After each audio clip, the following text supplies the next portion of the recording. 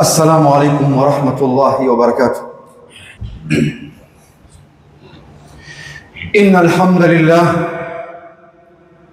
نحمده ونستعينه ونستغفره ونعوذ بالله من شرور أنفسنا ومن سيئات أعمالنا. من يهديه الله فلا مضل له ومن يضلل فلا هادي له، وأشهد أن لا إله إلا الله وحده لا شريك له، وأشهد أن محمدًا عبده ورسوله صلى الله عليه وعلى آله وأصحابه وسلم تسليمًا كثيرا. يا أيها الذين آمنوا اتقوا الله حق تقاته ولا تموتن إلا وأنتم مسلمون. يا أيها الناس اتقوا ربكم الذي خلقكم من نفس واحدة وخلق منها زوجها وبث منهما رجالا كثيرا ونساء، واتقوا الله الذي تساءلون به والأرحام إن الله كان عليكم رقيبا.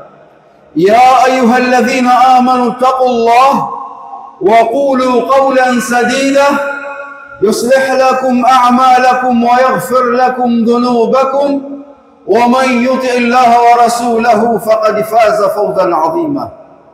أما بعد، فإن أصدق الحديث كتاب الله، وخير الهدي هدي محمد صلى الله عليه وسلم، وشر الأمور محدثاتها، وكل محدثة بدعة، وكل بدعة ضلالة، وكل ضلالة في النار. أعاذنا الله وإياكم من النار. إخواني الأعزة وأحبابي في الله، فإني أوصيكم ونفسي بتقوى الله سبحانه.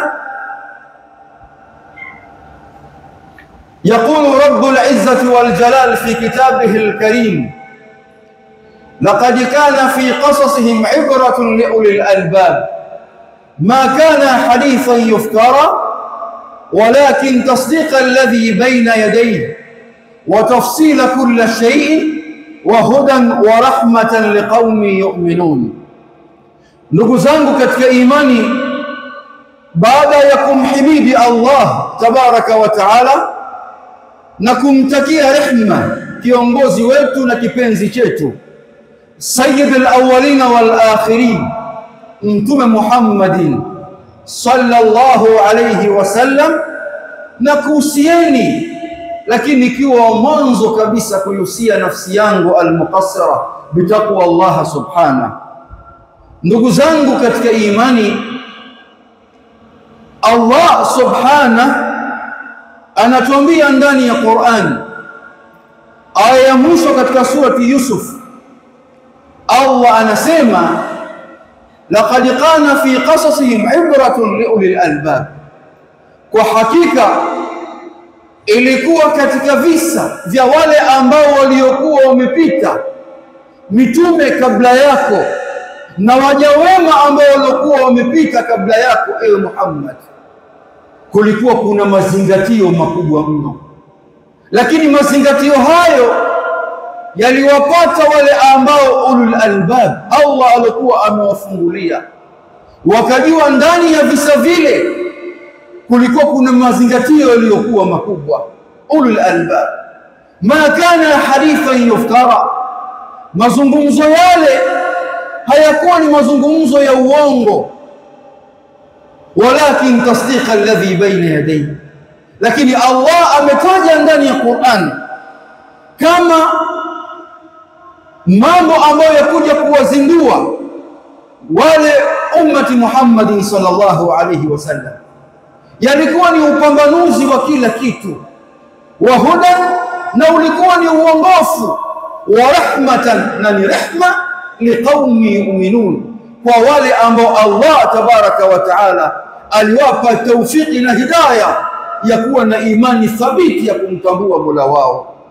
Ndugu zangu katika imani, khutba yetu ya leo kwa msaada wake Allah, tunafungua mazungumzo yetu haya kwa kisa miongoni mwa visa ambavyo kila mmoja miongoni mwetu anavifahamu na amevisikia na amevihifadhi.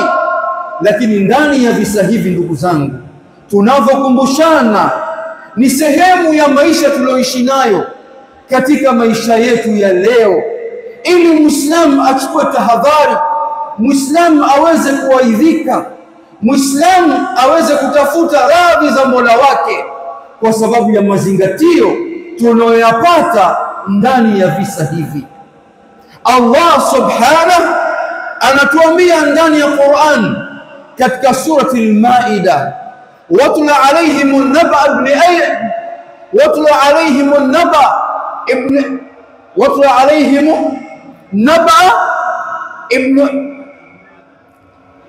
ibn Adam idh qarraba qurbanan fatuqbila min ahadihima wa lam yutaqabbal min al-akhar.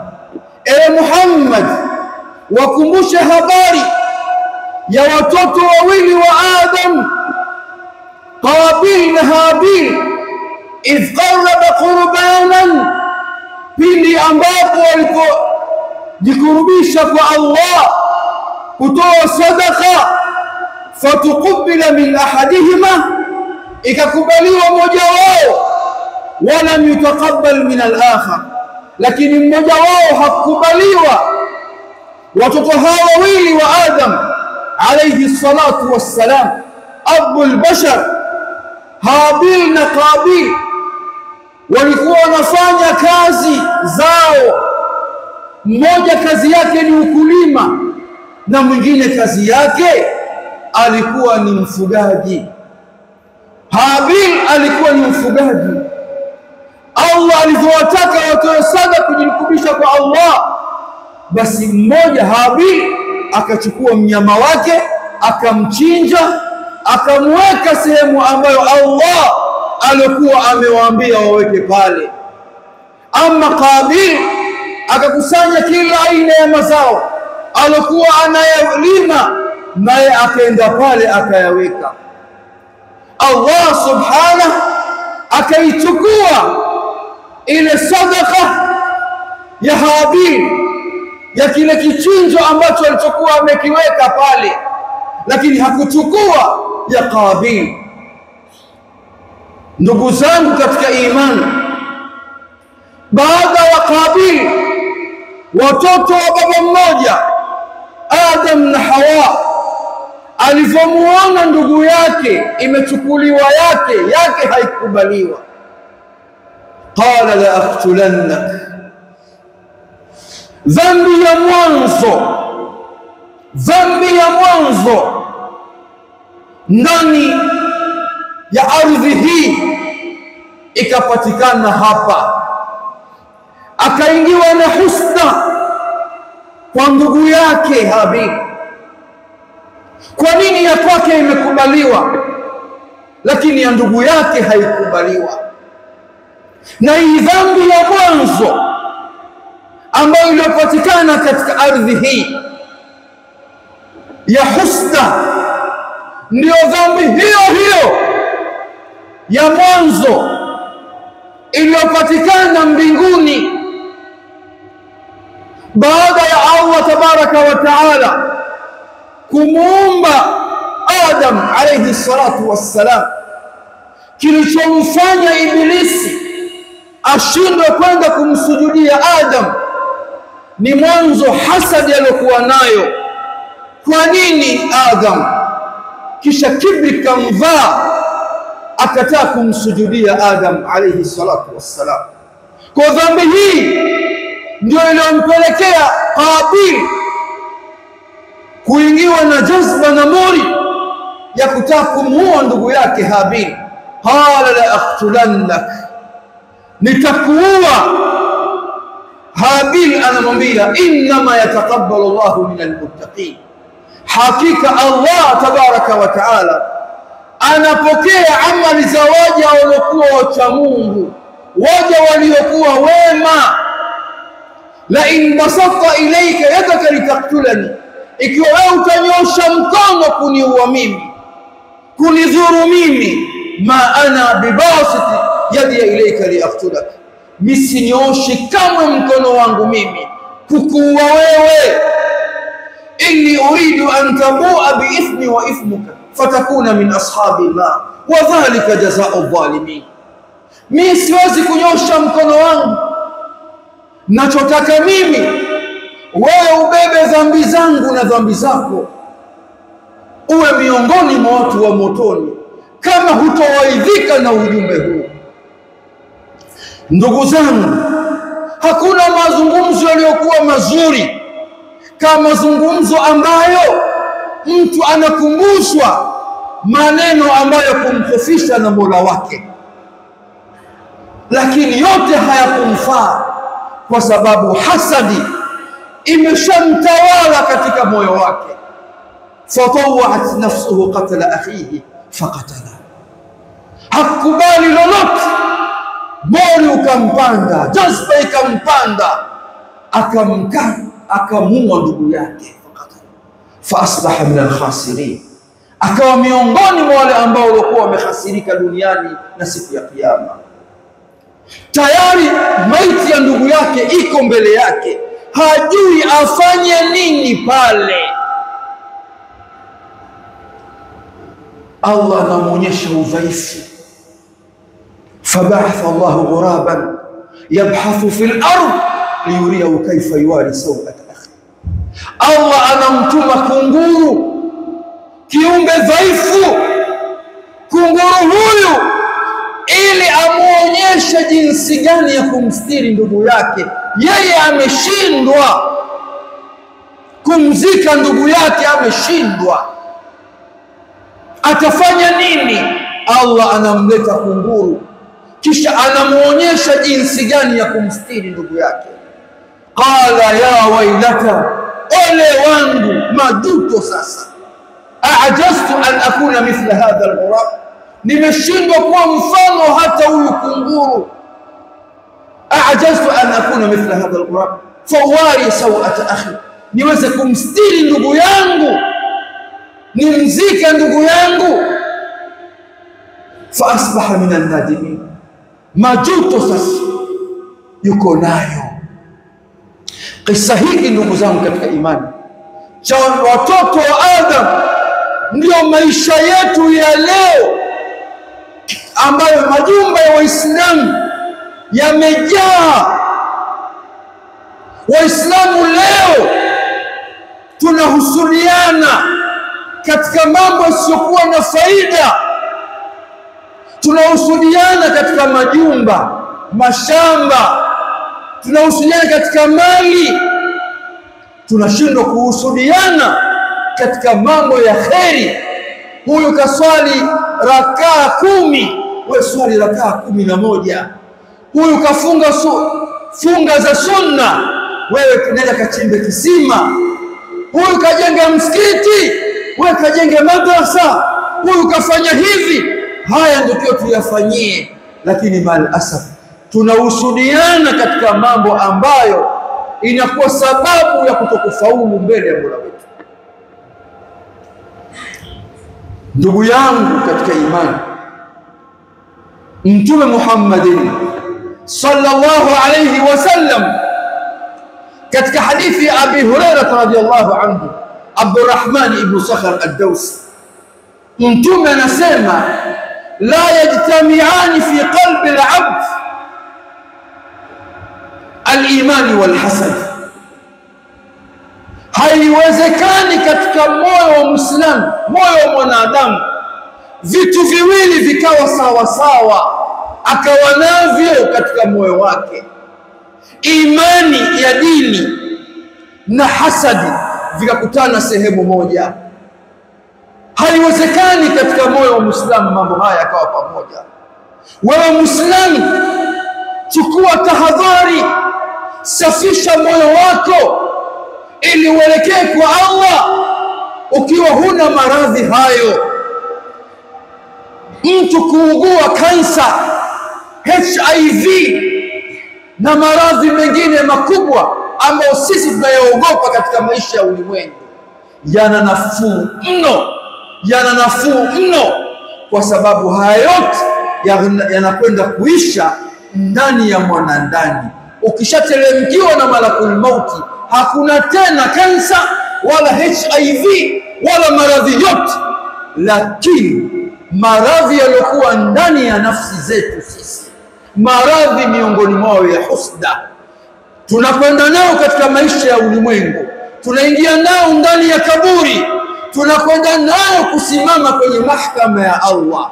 Wajibu wetu ndugu zangu katika imani kuchukua tahadhari iliyokuwa kubwa kusafisha nafsi zetu, kwa sababu rawa al-Imam Tirmidhi rahmatullah alayhi min hadithi Abdullah ibn Amr ibn al-As anna Rasul alayhi salatu wassalam, Mtume Muhammad sallallahu alayhi wasallam alipoulizwa ya Rasulullah ayu nas afdal, Mtume alipoulizwa nani katika watu waliyekuwa bora, bila shaka mimi wewe sote kwa pamoja twataka ubora ambao Allah awe mwenye kuuridhia.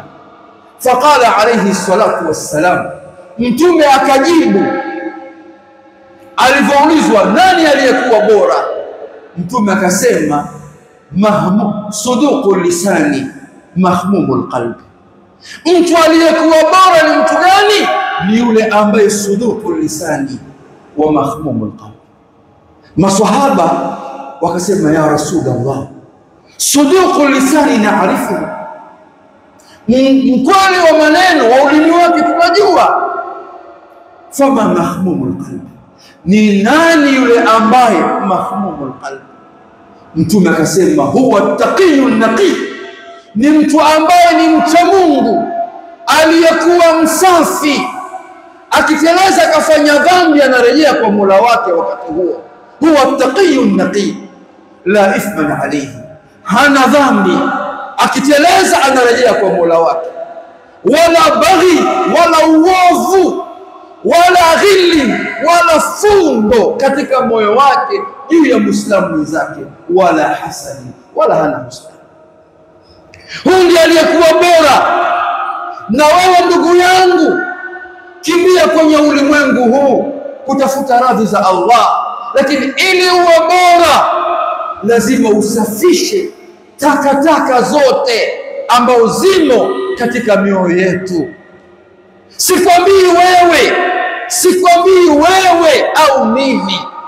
Mtume Muhammad sallallahu alayhi wasallam alipokuwa anapanda kwenye membar au anatoa mihadhara na khutba, alikuwa katika hindi yake utangulizi anaotoa katika hadithi ya Jabir ibn Abdullah, mpaka Sheikh Albani amekusanya risala akaita khutbatul haja. Innal hamdalillah nahmaduhu wa nasta'inuhu wa nastaghfiruh wa na'udhu billahi min shururi anfusina. Mtume anamuomba Allah atukinge Allah na shari za nafsi. Ikiwa mtume anayatamka hayo, wewe umejiaminisha nini kwa Mola wako? Na hasa katika maisha haya ambayo tunaoishi leo, ndugu zangu, aliyatabiri Mtume Muhammad sallallahu alaihi wasallam maisha haya sasa. Unadhani kwa nini Waislamu leo hawapendani? Unadhani kwa nini familia leo watu wanachukiana? Unadhani kwa nini marafiki hawapendani? Unadhani kwa nini maisha yetu yamekuwa yanadhiki kwenye mgongo huu wa ardhi? Rawa al-Imam Muslim bin hadithi Abdullah ibn Amr ibn al-As, Mtume anawaambia masahaba, kaifa idha futihat alaykum khazain Faris wa Rum ayu qaumi antum. Wakati huo Mtume anawaambia masahaba, itakuwaje pindi ambapo Allah tabaraka wa taala atakapokuja kuwafungulia nyinyi Waislamu mali ambazo walizokuwa wanazimiliki wakati huo superpower ilikuwa ni Faris wa Rum. Itakuwaje nyinyi Waislamu kipindi hicho?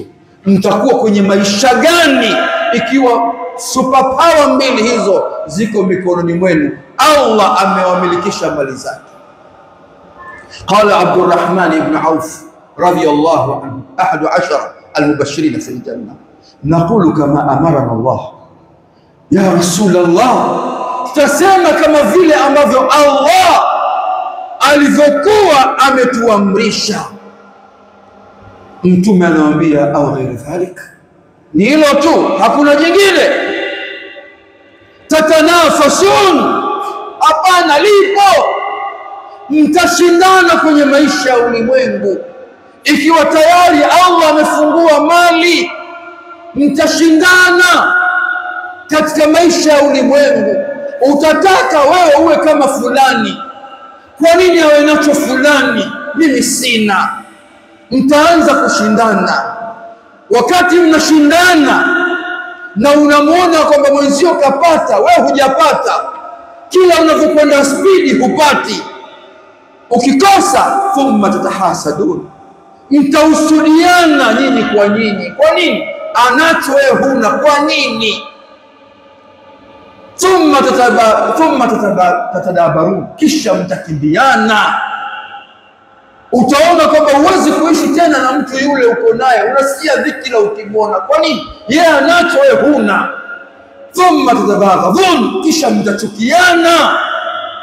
Hasadi ikifika hali hiyo, Mtume anasema thumma tantaliqun fi masakin almuhajirin, kisha mtaondoka, mtakwenda mpaka kwenye majumba ya muhajirin. Fatajaluna ba'dhum ala alqabah, mtenda kuwana. Hii ndio hasadi jinsi ilivyo. Ukimuhusudu mtu, itafikia mahala nafsi yako itashindwa kuhimili. Utakwenda katika wakati kufanya kila aina ya hila. Ukishindwa, unaweza ukatoka hata katika Uislamu, utakwenda mpaka kwa waganga kwenda kumdhuru mtu ili tu aondoke na ile neema ambayo Allah alikuwa amemneemesha nayo. Ukishindwa hata huko, uko tayari hata kuua. Ni maradhi ambayo yalikuwa mabaya. Kwani ndugu zangu katika imani, leo majumba karibu 10% ya Waislamu leo, kwa nini hayana amani? Kwa nini hayana amani? Kwa nini ndugu wapunguza mapenzi wao kwa wao? Kwa nini marafiki hawapendani? Utakuta hasadi imechangia.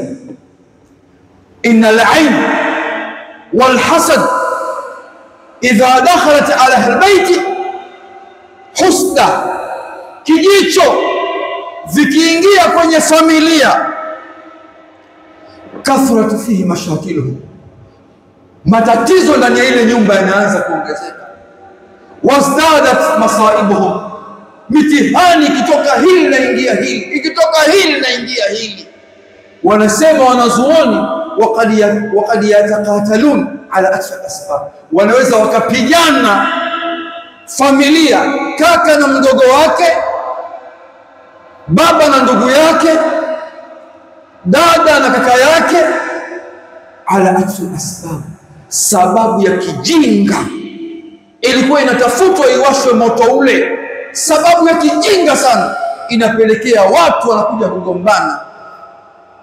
Tishu, kamba, pasi inayotumika ndani ya kupigia nguo, familia inaanza kugombana pale. Kwa nini? Hasadi tu.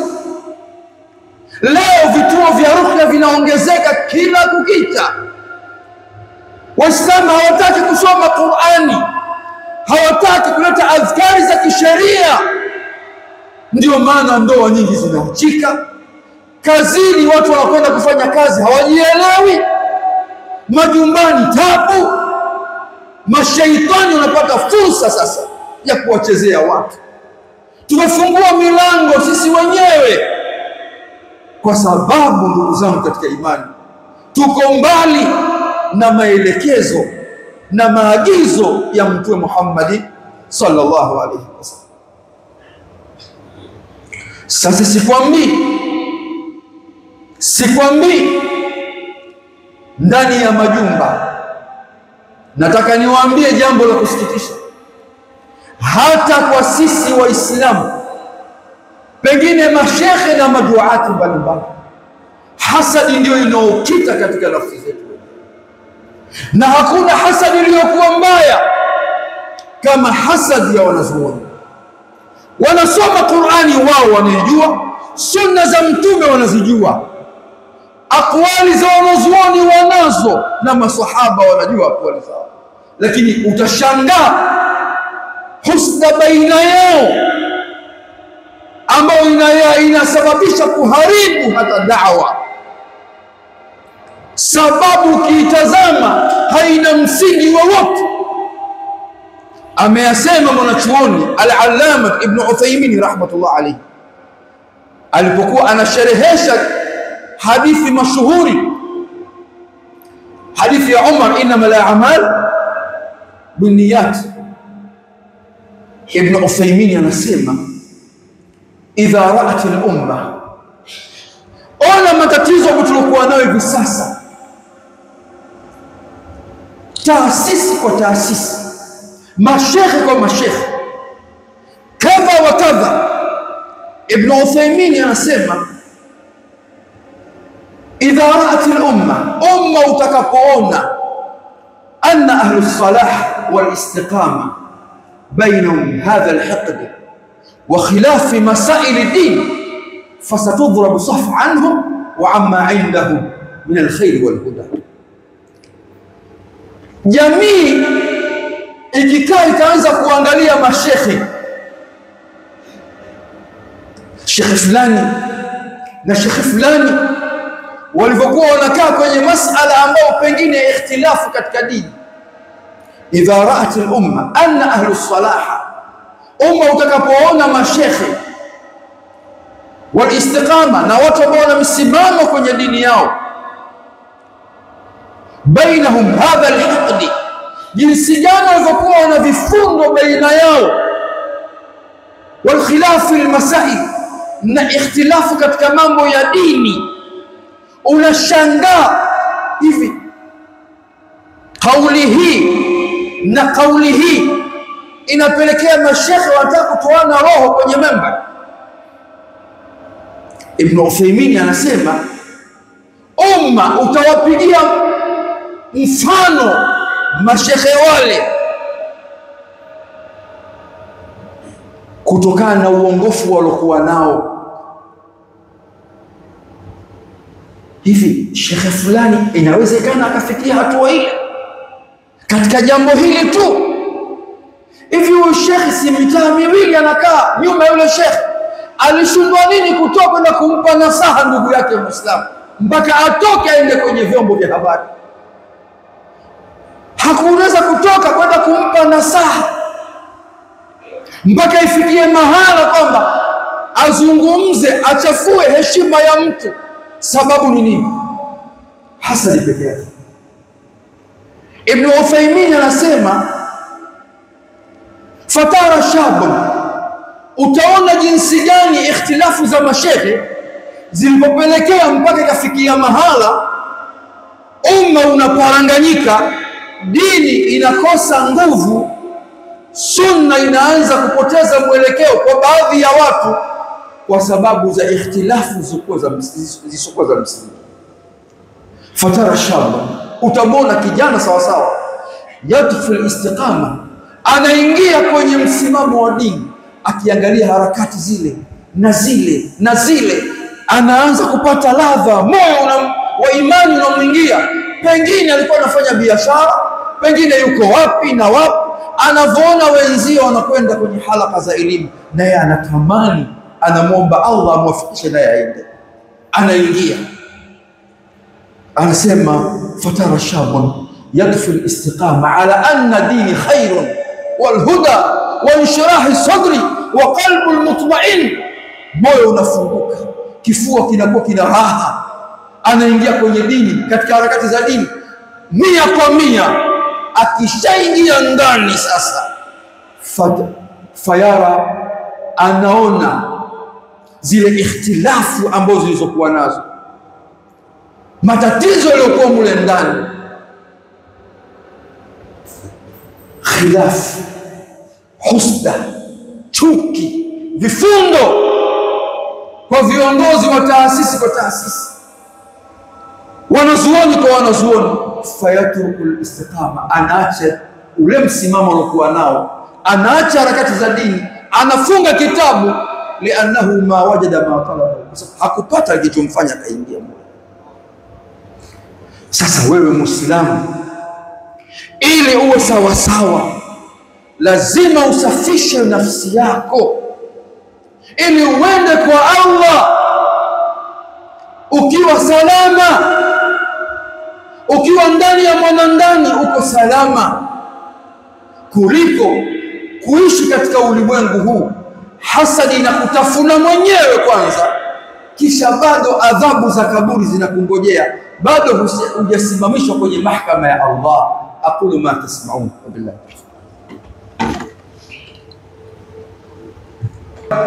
wassalatu wassalamu ala man la nabiyya ba'da wa ala alihi wa ashabihi wa man wala, amma ba'd. Ndugu zangu katika imani,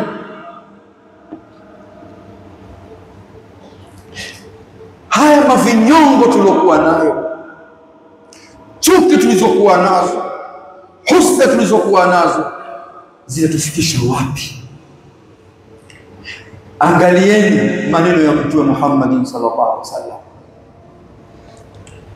hadithi Abi Hurairah radhiallahu anhu, turfa'u al-a'mal fi kulli yawm al-khamis wa yawm al-ithnain. Hizi amali zetu tunaswali, funga, sadaqa, khairi zote tunazofanya, Allah anazinyanyua siku ya Alhamisi. Fayaghfar likulli 'abdin la yushrik billahi shay'an, Allah anasamehe dhambi zote isipokuwa mtu mmoja tu ambaye mtu yule kamshirikisha Allah, lakini zote Allah anasamehe. Fayaghfar likulli 'abdin la yushrik billahi illa rajulan, isipokuwa mtu ambaye kanat bainahu wa baina akhihi shahna, isipokuwa mtu ambaye baina yake yeye na ndugu yake Muislamu wamekuwa wana vinyongo. Fayuqal, Allah anasema andhiri hadhaini hatta yastarih, acha kwanza, usipokee amali za hawa mpaka kwanza wao wajisawazishe, wasameheane wao kwa wao. Ona madhara ya kuwa na vinyongo, ona madhara ambayo tumebeba katika maisha yetu, katika mioyo yetu, mambo kama hayo. Utakwenda kumwambia nini Allah?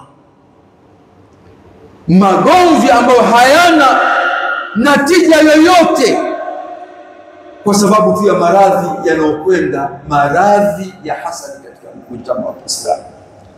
Na mtu bahati mbaya anaweza asishtuke kwa yale yalokuwa nayo, kwa sababu ni adhabu kwa Allah. Maradhi ya kwenye nyoyo ni adhabu kwa Allah, min uqubati Allah azza wa jalla li ba'd an-nas fi hayati dunya an yushghilahum Allah bil khusumat wal mushahalat ma'a al-akharin. Katika adhabu za Allah katika baadhi ya watu ni kuwashughulisha tu na ugomvi, mijadala, kuhasimiana na watu wengine. Lianna salamata sadri, kwa sababu salama ya vifua kuwa visafi, naimu min naim ahli janna, ni neema katika neema za peponi. Faman salima sadrahu li ikhwanihi wa ahbabihi faqad an'ama Allah alayhi bi naim ahli janna wa huwa fi dunya. Allah kiisafisha kifua chako, ukatubia ile maradhi uliyokuwa nayo kwenye moyo wako, Allah amekuneemesha neema ya watu wa peponi, huku unatembea kwenye ardhi hii. Kwani ndugu zangu katika imani, kipimo changu na chako, kuna watu Allah amewasifu ndani ya Qur'ani, amewasifu ndani ya Qur'ani. Watu hao ndio hizi zama tulizokuwa nazo mimi na wewe. Hebu jipime wewe haya maradhi ya husda, vifundo kwa ndugu zako, na aya hii wewe umo au haumo? Allah anasema walladhina ja'u min ba'dihi, na wale ambao walokuja baada ya masahaba ridwanullahi alayhi, sifa yao usema rabbana ighfir lana, ewe Mola wetu samehe sisi, wa li ikhwanina alladhina sabaquna bil iman, wasamehe na ndugu zetu ambao walotangulia walokufa walikuwa katika imani, wapo ndani ya maisha ya barzakh. Tusamehe sisi kwa mapungufu yetu ambayo tulokuwa nayo, lakini sio sisi tu, na ndugu zetu ambao wametangulia mbele ya haki kwa imani. Kisha Allah asemaje? wala taj'al fi qulubina ghilla lilladhina amanu, ewe Allah usijalie katika nafsi zetu vifundo, chuki kwa ndugu zetu ambao tuko nao waliokuwa wameamini. Kwa wewe katika maisha haya ukiwa umebeba mambo ya mafundo, mambo kadha bila sababu yoyote, wewe ndani ya aya hii iko mashariki na wewe magharibi. Utakutana vipi na Mola wako katika hali kama hii? Wewe na ndugu yako hamuongei sababu ya hasadi, wewe na rafiki yako, wewe na jamaa yako, wewe na kadha wa kadha. Hasadi ndio inayotutafunga sisi. Ili tufike kwa Allah tumesalimika, ndugu zangu katika imani, yatupaswa tuondoe takataka zote ambazo taka hizi zinauchafua moyo wa Muislamu. Allah siku ya kiyama anachoangalia ni usafi wa mioyo zetu. Yawma la yanfa'u malu wala banun illa man ata Allah biqalbin salim. Siku ya kiyama hayatomfaa mtu mali yake yote aliyokuwa ameichuma, labda ulitumia katika mambo ya kheri, wala watoto, ila yule ambaye aliyekwenda kwa Allah moyo msafi. Allah turuzuku moyo huu, au safishe mioyo yetu. Ndugu zangu, lazima tubadilike, lazima tubadilike katika hali tulizokuwa nazo, lazima tubadilike. Neema ya Muislamu mwenzio muombee Allah, Allah idumishe na wewe akupe. Usimchukie mtu kwa neema ambayo Allah kamruzuku ukaingiwa na moyo mbaya wa hasad. Anasema mmoja katika waja wema katika masalafu, Hatim, raaitu an-nasa yatahasadun, nimeona watu wanahusudiana wao kwa wao katika maisha ya ulimwengu. Wa nadhartu qawluhu ta'ala, nikaitazama Qur'ani, kauli ya Allah, nahnu qasamna bainahum ma'ishatahum fil hayati dunya. Nikaona anayesema kwamba Allah ndio kaweka mpangilio wa maisha ya ulimwengu katika riziki zao, maisha yao ni Allah, hakuna mwingine. Anasema fataraktu alhasad, nikaacha kabisa husda. Kwa nini? Li'annahu i'tirad an qismatillah, nikawa mimi napingana na Allah, napingana na Allah. Tuishi katika maisha haya ndugu yangu katika imani kwa tahadhari. Vile vile usichukulie hasadi ni jambo lilokuwa dogo. Allah mwenyewe ambaye ndiye mlinzi wetu, ndio muumbaji aliyotuumba sisi, akaweka katika mgongo wa ardhi. Dini hii tunamwabudu anavyotaka yeye, lakini mwenyewe kateremsha Qur'ani na akataka mimi na wewe tujikinge, tumuombe Allah tukinge, atuhifadhi kutokana na hasadi. Utaichukulia jambo dogo hilo? Qul a'udhu birabbil falaq min sharri ma khalaq wa min sharri ghasiqin idha waqab wa min sharri nafathati fil 'uqad wa min sharri hasidin idha hasad. mambo yako mengi ambayo pengine umefungua daftari lako kwa jamii, watu hawapendani, usione mambo yanaharibika, ni kwa sababu pengine mahasadi yamejaa katika mjtama. Ndugu yangu, ihdhar thumma ihdhar, ulaika alladhina yaakulunaka bi'ayunihim. Ogopa sana, chukua tahadhari sana wale ambao wanaokutafuna wewe kupitia katika macho yao, hasidin, haqidin, ashabul ghilli wal marad. Ogopa sana katika jamii hii kuishi na watu ambao wanakutafuna wewe, hujui, wamejaa husda, wamejaa hiqdi. Chukua sana tahadhari hiyo ndugu yangu katika imani. Alhasad yaqtul al-anfus, husda inaua. Mtume anasema al-ain wal-hasad, al-ain tudkhilu rajul qabr wa tudkhilu al-jamal al-qadh. Hasadi inamuingiza mtu kaburini, sio kaburi tu, hasadi inamuingiza ngamia kwenye chungu. Mtume katupa dawa. Mengine tuchukue tahadhari. Ukimuomba mtu au mtu akikuomba wewe, bana shekhe, naomba unisaidie shilingi 5,000 au 2,000, Mtume anasema hivi, istainu ala injahi alhawaij bilkitman, saidia kijana haja kwa kuficha. Kakuomba 3,000, 5,000, geuka, chomoa 3,000 ile mpe, asione kwenye wallet kuna nini. Pengine shida yake ilikuwa ni 20,000, wewe umekuwa mwepesi wa kumsaidia, anasema anazo nyingi, bora hata ningemuomba zote 20 angenipa. Mtu anasema bil kitman, kwa kuficha. Kwa nini? Fa inna kulli dhi ni'matin mahsud, kila mwenye neema anahusudiwa. Sasa wewe Muislamu, kwa kumalizia ndugu yangu, ukiona neema yote umeitamani anayo mwenzio, muombe Allah, wala tatamannu ma faddala Allah bihi ba'dukum ala ba'd. Usitamani neema ambayo Allah alikuwa amewafadhilisha baadhi yenu kuwapa wengine, kama ni elimu, kama ni cheo, kama ni watoto, kama ni kadha wa kadha wa kadha. Allah anasema lirijali nasibu mimma iktasabu, wanamume wanafungulao ambao Allah alikuwa tayari amewaandikia.